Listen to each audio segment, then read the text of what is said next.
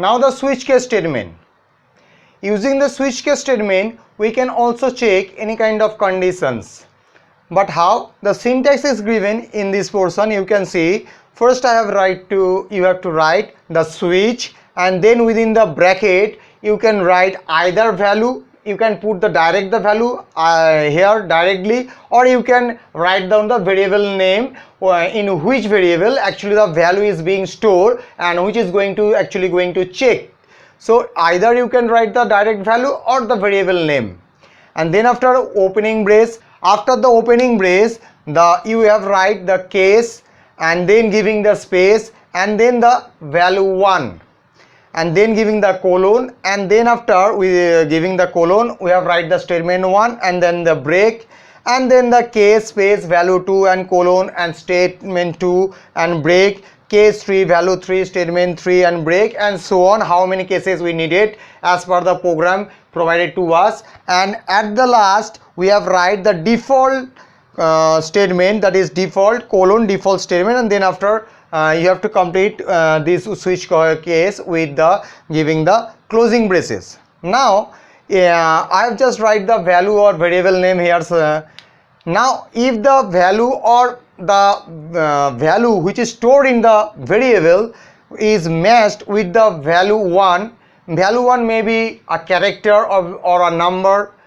So if the value 1 is matched with the value or the value held by the variable, then statement 1 is going to execute. If it is not equal to the value 1, then it is going to check with the value 2, and if the value 2 is matched, then the statement 2 is execute, and then after value 3, if the case value 2 in this case is the value is not matched, that means it is not equal to value 2, then the is going to control goes to the going to check the next case, that is value 3, and if the value 3 is equal to the value provided in this portion, that is going to check portion, and then the statement 3 will going to execute. You can see the in each and every case statement there is, after writing the statement block, you have to write the break keyword mandatorily. So if case block you have to write the break keyword after the writing the all statement in this case block, and when the all case are not matched, then the control automatically goes to the default case. Okay, yeah, so in this case you have to write only the default, not the case keyword is used here, the default keyword is used, and it means if the all case are not matched, then this default is going to execute, and so the statement written is in default block statement is going to execute. And you can also remember that in default case we have never used the break keyword. So in every case I have already written here the break keyword, but in case of the default case you need not or never write the break keyword. Okay, now in case of the switch case statement, the default case is not mandatory. It means you can write the default case or you can omit the default case. Without using the default case, you can write the switch case statement. So default statement is not mandatory for writing the switch case statement, but it is better to use the default case statement to write the program. Now by using the if statement, all types of if statement and switch case statement, we can check several conditions and we can control the flow of a program. But what are the basic difference between the if statement and with the switch case statement? The basic difference is that in case of the if statement, you can remember that in syntax portion I have always written the condition word within the bracket of the if, but in this case I am not written condition word. I am written here the value 1, value 2 like this. So in if statement we can write the conditions, several types of conditions, maybe one condition, maybe two conditions are or maybe more than two conditions are exist within this if condition portion. But in case of switch case statement, we never mention any kind of condition here. We can only mention the value. So no conditions. Suppose condition like this, A greater than B. So this is a condition. You can use this type of condition in case of the all types of ifs, but in case of switch case statement, we cannot use this kind of conditions or any kind of conditions in this value 1 or value 2 or value 3 any portions. Okay, you have to write the direct value. Suppose case I have write the A, case A or case 1. Okay, in case of if statement we can write the multiple conditions using the logical AND or logical OR operator, but in case of the switch case statement we cannot use any kind of logical operator in this portion, in this value block value portions. We can only write the direct value. Now in case of switch case, if the value is integer type, then you have to write the value directly, but if the value is character type, then you have to write the value within the single inverted comma. Suppose the value is 1, that is integer type, then you have to write case 1 in this way. But if the value is A, so you have to write case within single inverted comma A. So whenever you are going to check the character in using the switch case statement, you have to write the single inverted comma. In case of switch case statement, you can check the character value, but you cannot check the string data type value. So we can write here only a single character, but we cannot write here what. Suppose we cannot write case apple, case orange like this. We can only use case A, case O like this. Okay, so these are the basic difference between the switch case and the if block.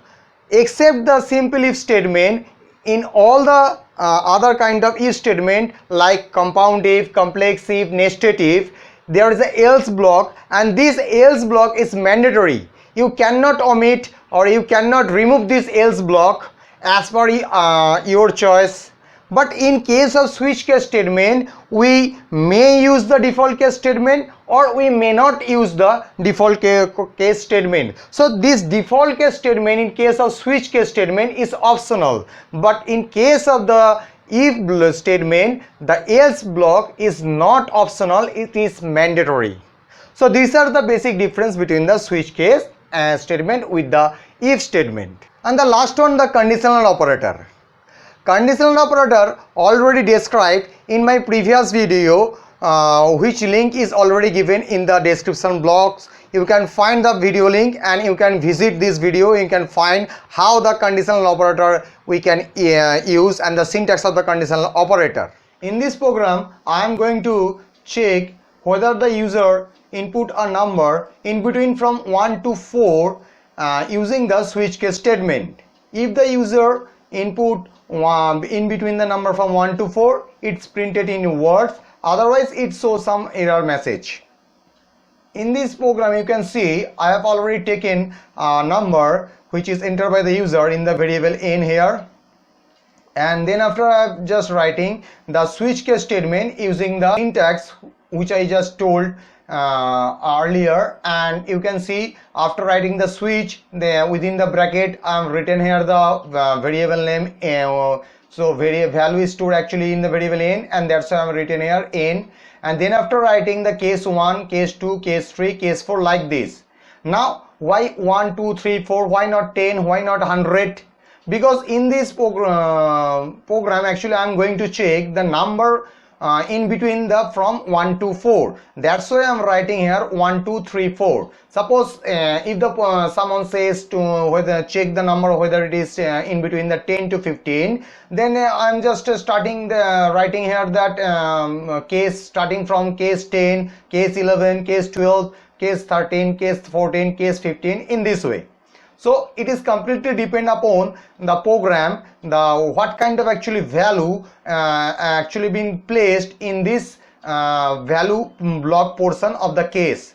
So now you can see if the value is become 1 of what n, if the value of n becomes 1, then this case is going to execute, and you can see I have already written printf 1 o any 1. If this case is going to execute, then it print 2, and in this case if the value n becomes 3, then this case is going to execute, and if the value of n becomes 4, then this statement of the case 4 is going to execute.